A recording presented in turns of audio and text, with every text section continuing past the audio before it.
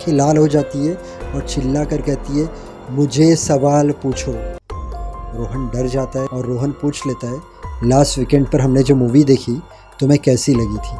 वो कहती है, अच्छी लगी थी। सो जाती है।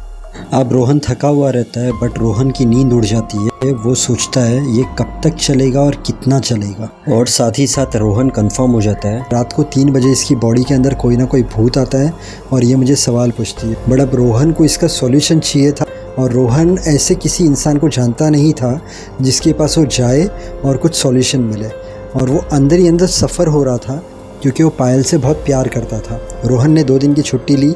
वाइफ को भी कहा तू भी छुट्टी ले। वाइफ ने भी छुट्टी ली। अब उसकी वाइफ के साथ दिन में बात करता है कि देखो हम दोनों ने छुट्टी तो ली है, बट इसका कारण यही है, हमने साइकेट्रिस्ट को बताया, बट अभी भी तुम्हारी सिचुएशन यही है कि रोज़ रात को तुम 3 बजे तुम्हें कुछ तो होता है, तुम मुझे उठाती हो, तुम मुझे परेशान करती हो। पायल कहती है मैं रोज़ सुन रही हूँ ये तुमसे, बट मुझे क्यों ये याद नहीं रहता है कि ये चीज़ हो रही है। रोहन कहता है पता नहीं है, बट हमें इसका सॉल्यूशन निकालना ज़रूरी है। रोहन कहता है आज रात भी हम मूवी देखेंगे और हम जागते ही रहेंगे, देखते फिर क्या होता है। लास्ट टाइम की तरह ये लोग बैठते हैं, जागते हैं। सुबह में 6 बजे ये लोग की नींद लगती है। जैसे नींद लगती है ये उठती है, रोहन को उठाती है और कहती है मुझे एक सवाल पूछो। अब इस बार रोहन के दिमाग में पता नहीं क्या आता है। रोहन पूछता है ये कब तक चलने वाला है? वो कहती है इस महीने की 30 तारीख तक। रोहन सुन तो लेता है, बट रोहन वो चीज़ को इतना सीरियसली नहीं लेता है। अब रोहन ने फिर से शुरू कर दिया था, रोज़ कोई ना कोई सवाल पूछता था, ये सो जाती थी।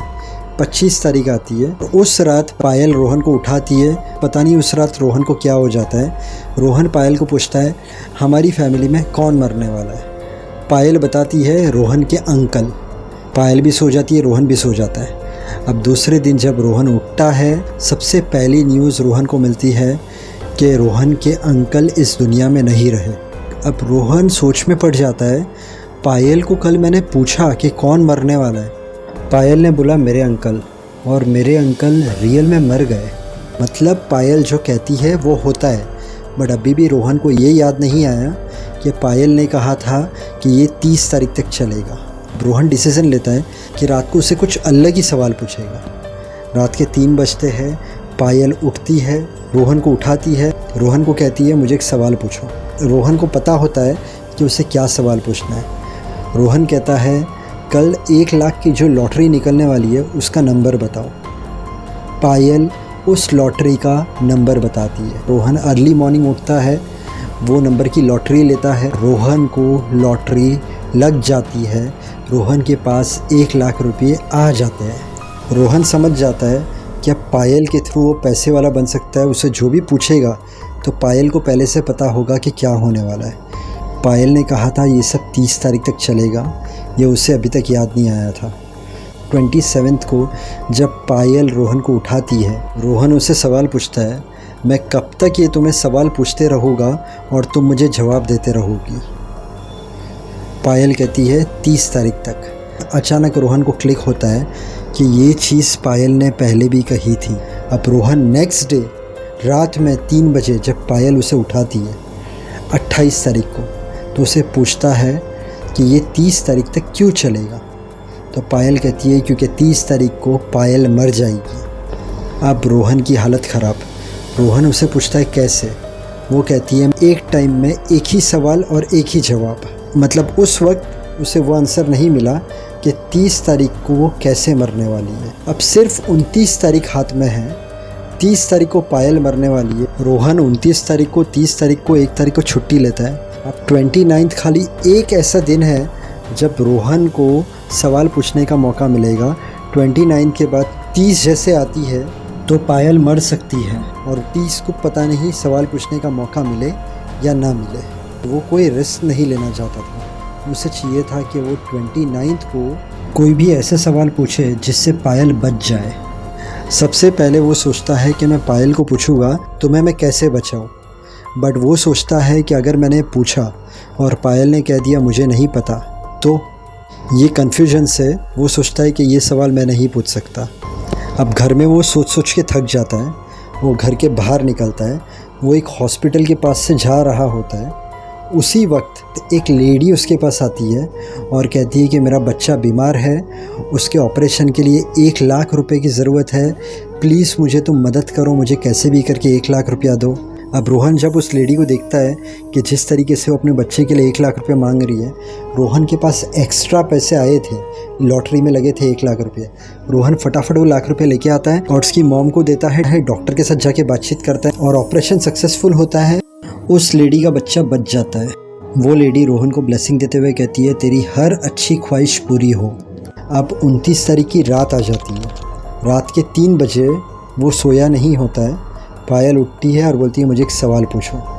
रोहन उसको पूछता है, ये जो तुम्हारे बॉडी के अंदर जो आता है ये क्यों आता है? पायल कहती है, शादी के तीसरे दिन जब तुम मुझे बीच पर लेकर गए थे तब मेरा पैर आ गया था, मेरे पैर के नीचे एक नींबू मिर्ची आ गई थी। वो जो नींबू मिर्ची थी, जिस घर पे से वो नींबू मिर्ची उतारी गई थी, उस घर के अंदर एक भूत रहता था। उस घर के अंदर का जो घोस्ट था वो मेरे अंदर आ गया है। और ये सो जाती। 29 को रोहन ने सुबह में 3 बजे सवाल पूछा था। 29 तारीख को सुबह ब्रेकफास्ट पर रोहन पायल से कहता है, आज पूरा दिन 29 और कल 30 तुम बाहर नहीं निकलोगी। अब 29 तारीख की रात 12 बजे के बाद 30 तारीख हो जाएगी। अब तब क्या होने वाला है रोहन को नहीं पता है। रोहन को इतना पता है कि शादी के बाद उसे बीच पर लेकर गया था और उसके पैर के नीचे नींबू मिर्ची आ गई थी, उसके लिए ये सब चीज़ें हो रही है। और वो पायल को अपने पास ही बिठा कर रखता है, जो भी चाहिए सब खाना वाना घर पर ही मंगाता है। वो लोग मूवी देखते रहते हैं। घड़ी के अंदर बजते हैं 11:30, मतलब 11:30 29 की रात। सिर्फ आधा घंटा बाकी है 30 तारीख होने में। अब 12 बजने में 10 मिनट बाकी है। तब पायल अचानक उठती है और बाथरूम में जाती है वॉश बेसिन में हाथ धोने के लिए। रोहन से कहती है, हाथ में थोड़ी डस्ट है, मैं अभी वॉश बेसिन में हाथ धोकर आती हूँ। एग्जैक्ट 12 बजते हैं वो बाथरूम में गिर जाती है। बाथरूम में से चिल्लाने की आवाज़ आती है। रोहन समझ जाता है बस पायल ने कहा था कि वो 30 तारीख को मर जाने वाली है। रोहन भागता है, बाथरूम का दरवाज़ा खोलता है तो उसकी सांस चल रही होती है। उसे हॉस्पिटल में लेकर जाता है। डॉक्टर बोलता है बहुत कम चांसेस है ये बचेगी, क्योंकि उसे पीछे बहुत गहरी चोट लगी है। Chances are 1%। मुझे ऑपरेशन करना पड़ेगा। पायल का अंदर ऑपरेशन चालू हो गया। रोहन को पता है वो मर जाने वाली है।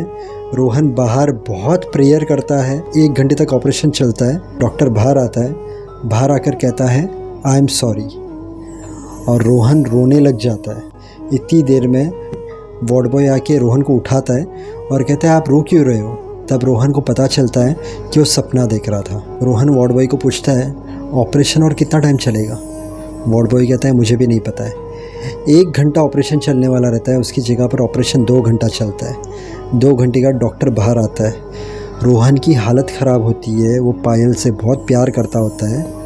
डॉक्टर कहता है, ऑपरेशन सक्सेसफुल, आपकी वाइफ बच गई है। रोहन बहुत खुश हो जाता है। रोहन की आँख में पानी आ जाता है। रोहन के दिमाग में सिर्फ एक ही सवाल होता है कि पायल तो जो कहती थी वो हो जाता था।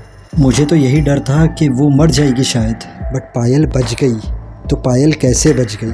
अब सुबह के 11 बजे रोहन जब हॉस्पिटल के अंदर ही बिल भरने जाता है तो वहाँ पर वो लेडी को देखता है, जिस लेडी को उसने 1 लाख रुपया दिया था। वो आकर हाथ जोड़ती है रोहन के और कहती है कि शुक्रिया, आपने मेरे बेटे की जान बचाई थी।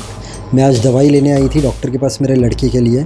उस दिन से मैं रोज़ आपके लिए प्रे करती हूँ कि आपकी ज़िंदगी के अंदर सब चीज़ें सही हो, कभी आपको कोई तकलीफ़ ना आए। इतना बोलकर वो चले जाती है। रोहन समझ जाता है कि ये लेडी ने मेरे लिए बहुत प्रे किया था, मैंने इसकी मदद की थी, तो ये मिरेकल हो गया। अब रोहन को डर ये रहती है कहीं फिर से सुबह में 3 बजे ये मुझे उठाए ना। वो लोग घर पर आते हैं। वो सोता है। सुबह के 3 बजते हैं। पायल उठती है, उसे उठाती है रोहन को। रोहन उठता है और कहता है, अरे यार पायल, मतलब ये चीज़ नहीं गई है। पायल कहती है, क्या नहीं गई है? आई एम वेल, मैंने जानबूझ के 3 बजे की अलार्म रखी थी, मुझे भी चेक करना था। और पायल की जो आवाज़ रहती है वो नॉर्मल रहती है।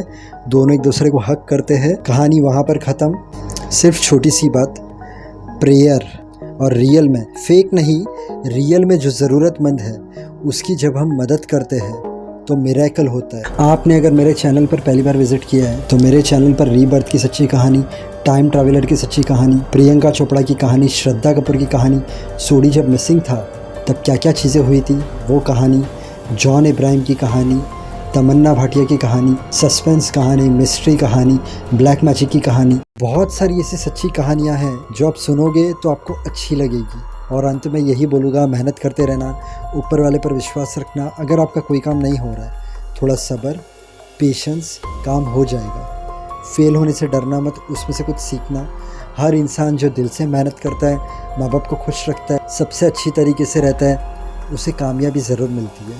पूरे दिन में ट्राई करना 6 से 8 ग्लास पानी पीने की। इसके अलावा थोड़ा वॉकिंग, थोड़ा जॉगिंग, थोड़ी एक्सरसाइज कर लेना, इससे आपकी हेल्थ अच्छी रहेगी। वीडियो अच्छा लगे तो वीडियो को लाइक करना, चैनल को सब्सक्राइब करना। Thank you so much. God bless and wish you a very happy life.